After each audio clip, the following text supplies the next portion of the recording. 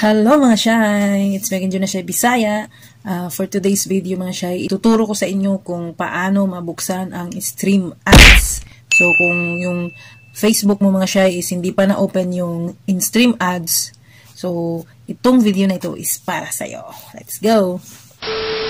Kung hindi pa okay yung in-stream ads mo mga Shy sa Facebook at kulang pa ng 60 minutes watch hour time, yun na lang yung kulang mo mga Shy. Ang gawin mo mga Shy is gumawa ka ng video at least 3 minutes at pwede mong i-post sa Reels pero mas maganda na i-post mo sa timeline mo mga Shy. Ito ipapakita ko sa inyo ito.